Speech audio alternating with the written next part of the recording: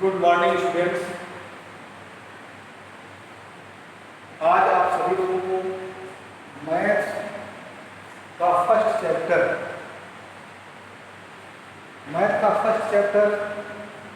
का रिवीजन कराया जाएगा।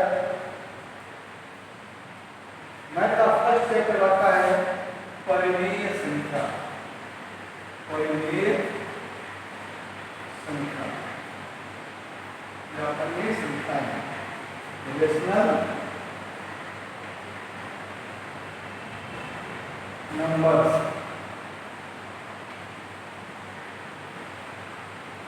रेशनल नंबर्स आप पिछली कक्षा में भी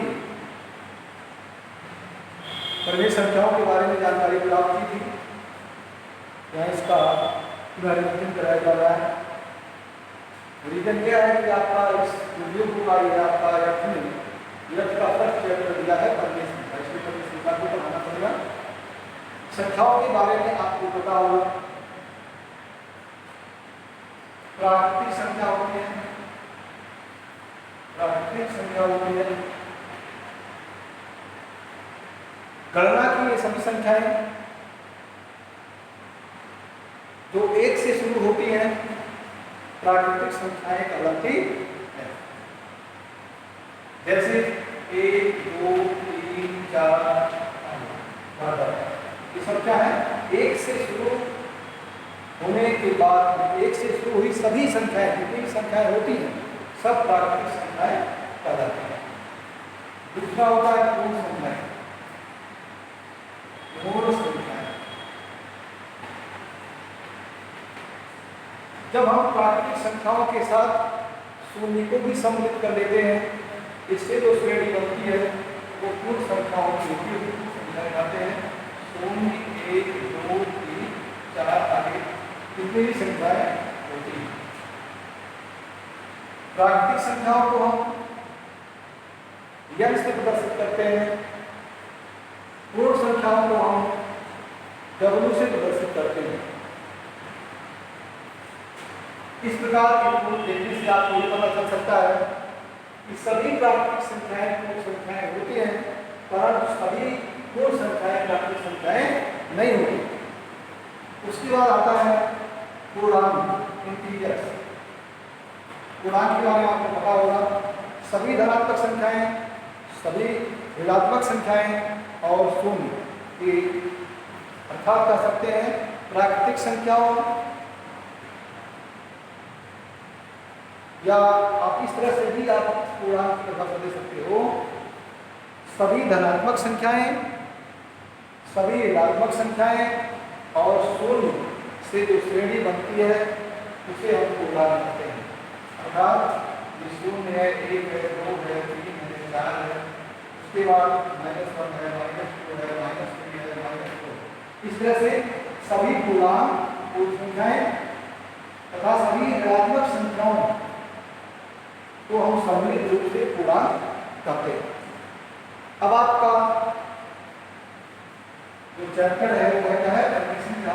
तो परिमेय संख्या क्या होती है उसको जानकारी परिमेय संख्या क्या है। परिमेय संख्या वे संख्याएं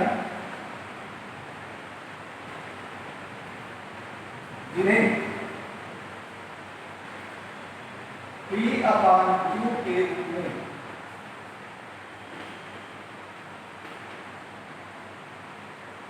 लिखा जा सके।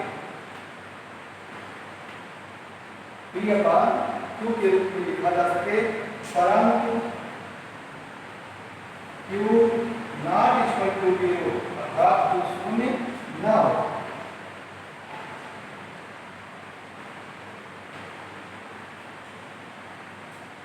तो वे संख्याएं परिमेय संख्याएं कहलाती हैं। यहां P तथा Q पूर्णांक है। क्या है? P तथा Q पूर्णांक है। जैसे 0, 1, 2, 5, 7, 6, 8, 7, 5, -2, 3, 4 बटे -5। क्या ध्यान दीजिएगा, ये सभी परिमेय संख्याएं हैं। क्यों? क्योंकि आप इसे भी P/2 के रूप में लिख सकते हैं और ये P/2 के रूप में है। अतः ये क्या हुई? परिमेय संख्याएं। अब परिमेय संख्याओं के प्रकार, अब क्या आप समझेंगे?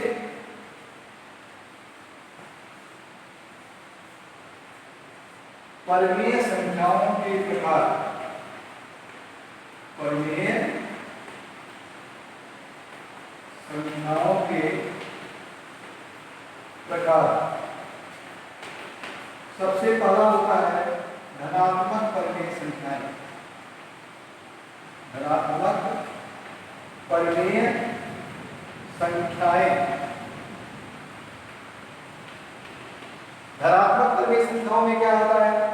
ऐसी परिमेय संख्याएं जिसके अंश और हर समान चिन्हों वाले हों। जैसे आप ध्यान दीजिएगा, 5/8 है, -7/9 है।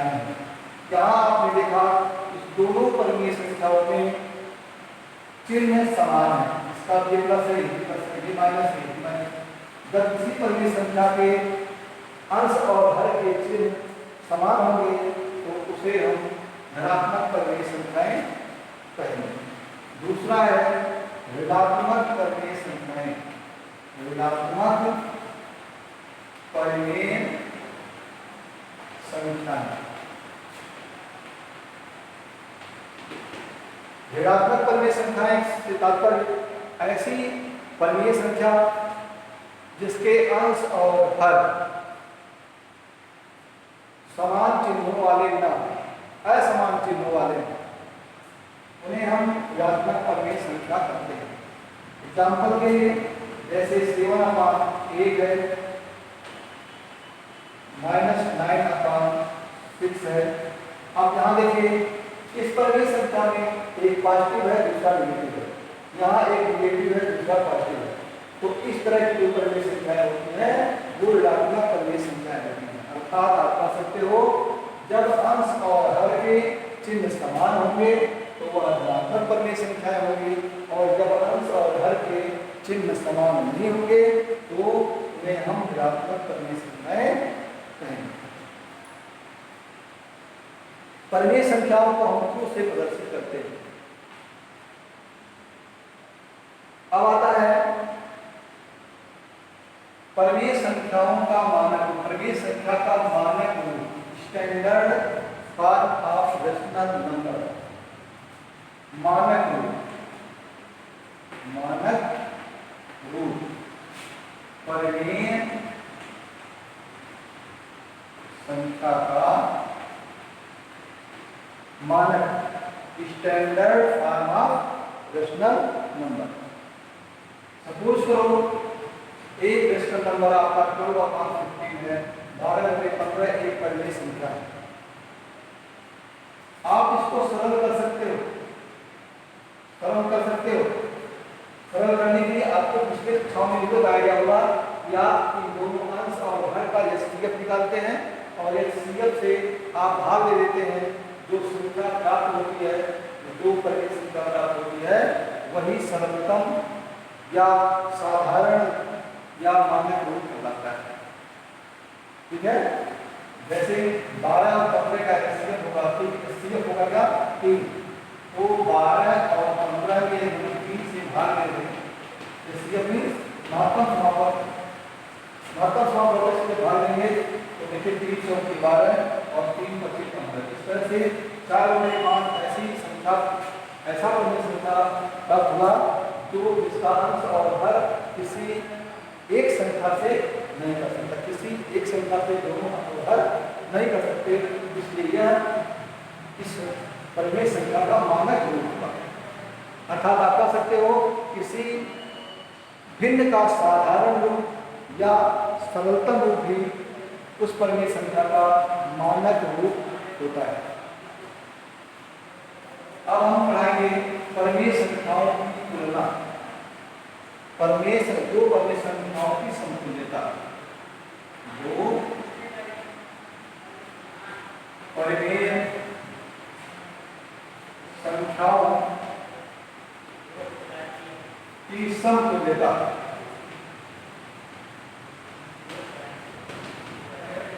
दो वर्गीय संख्याओं की समतुल्यता माना दो वर्गीय संख्याएं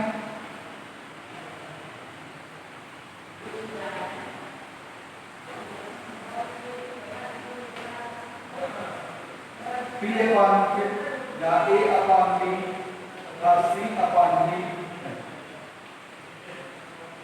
यदि A into B is equal to B into C, so that A upon B is equal to C upon D। और दूसरी भी जाती है कि A into B is greater than B into C, so that A upon B is greater than C upon D। A into B is less than B into C, so that A upon B is less than C upon D। Example लेंगे, मान लीजिए आपसे पूछिए 3 upon 5 and 4 upon 7। आपसे पूछता है इन दोनों वर्गीय संख्याओं में कौन सी संख्या बड़ी है, तो आप क्या करेंगे? देखिए 3 और 7 का जब गुणा करेंगे तो कितना आएगा? 21 आएगा। और 5 और 5 का गुणा करेंगे तो क्या आएगा? 25 आएगा। आप ध्यान दीजिएगा यहाँ क्या है? 21 क्या है? ये लेस देन है 25। 21 25 से छोटा है, इसलिए 3/5 होगा और 5/7 से क्या होगा? इसमें कौन सा रूल लागू होगा? क्योंकि देखिए ये छोटा है इससे, इसलिए ये छोटा होगा। इसी प्रकार 5/2 है और 6/10। यहाँ देखिए कौन सी संख्या बढ़ेगी, कौन सी वर्गीय संख्या बढ़ेगी? आप देखो 5 का गुणा 10 में करोगे 50 हो जाएगा, 2 का गुणा 6 में करोगे 12 होगा। यहाँ क्या है? 50 जो है ये बड़ा है किससे? 12 से, इसलिए पहली वर्गीय संख्या 5/2 क्या होगी? बड़ी होगी, किससे? 6/10। इस तरह से हम दो वर्गीय संख्याओं की तुलना करते हैं।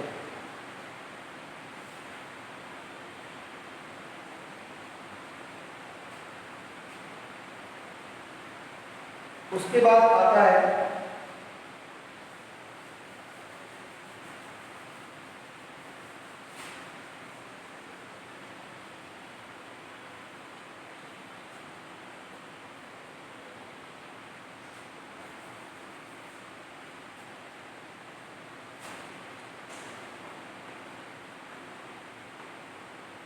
परिमेय संख्याओं का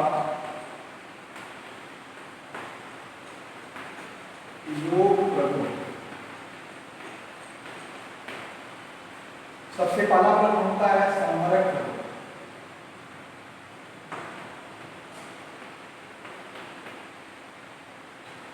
समरक प्रगुण क्या होता है? दो परिमेय संख्याओं का योगफल भी एक परिमेय संख्या होती है। मान लीजिए A अपान B तथा C अपान D दो परिमेय संख्याएं हैं, इनका जो योगफल मान लीजिए C अपान F आता है, तो क्या ये परिमेय संख्या तथा दो परिमेय संख्याओं का जो योगफल होता है वह भी एक परिमेय संख्या होती है। यही समरक का योग प्रगुण होता है। उसके बाद आता है दूसरा क्रम विनिमेय प्रगुण। क्रम विनिमेय प्रगुण, क्रम विनिमेय का जो योग प्रगुण होता है उसमें मान लीजिए आपका A अपान B तथा C अपान D दो परिमेय संख्याएं हैं, तो A अपान B के साथ C अपान D या C अपान D के साथ A अपान D को जोड़ें तो उसके योगफल में कोई अंतर नहीं आता है। अर्थात यदि हम परिमेय संख्याओं को क्रम को बदल करके क्रम को चेंज करके हम उसको जोड़ें तो उसके मान में कोई परिवर्तन नहीं होता है। जैसे मान लीजिए आपका 3/7 है और 4/7 है, या 4/7 है और 3/7 है, दोनों का योगफल क्या होगा? 7/7। इसका भी 7/7 होगा, नहीं होगा? इस तरह से यदि हम परिमेय संख्याओं, दो परिमेय संख्याओं के क्रम को बदल करके जोड़े तो उसके योगफल में कोई परिवर्तन नहीं होता है। ये क्रम में प्रगुण। उसके बाद आता है साहचर्य प्रगुण। क्या आता है? साहचर्य प्रगुण। साहचर्य का जो योग प्रगुण होता है, मान लीजिए 3 परिमेय संख्याएं हैं, a/b, c/d तथा e/f। यदि हम a/b के साथ c/d तथा e/f के योगफल को जोड़े या a/b प्लस c/d के योगफल को e/f में जोड़े तो उसके मान में कोई परिवर्तन नहीं होता। इसे हम क्या बोलते हैं? साहचर्य प्रगुण। उसके बाद आता है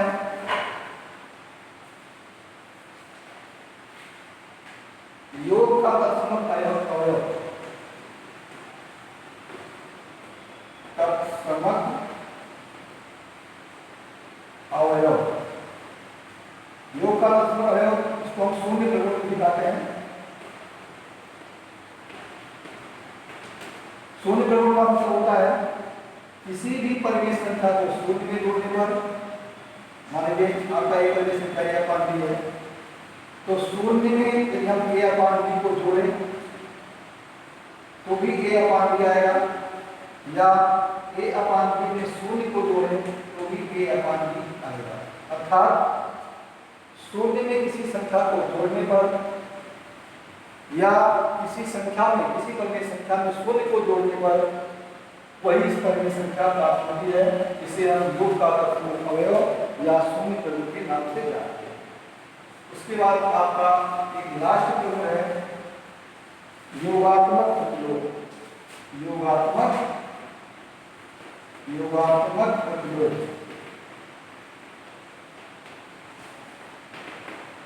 किसी परिमेय संख्या का योगात्मक प्रतिलोम वह संख्या होती है जिसे उस परिमेय संख्या में जोड़ने पर योगफल शून्य प्राप्त होता है।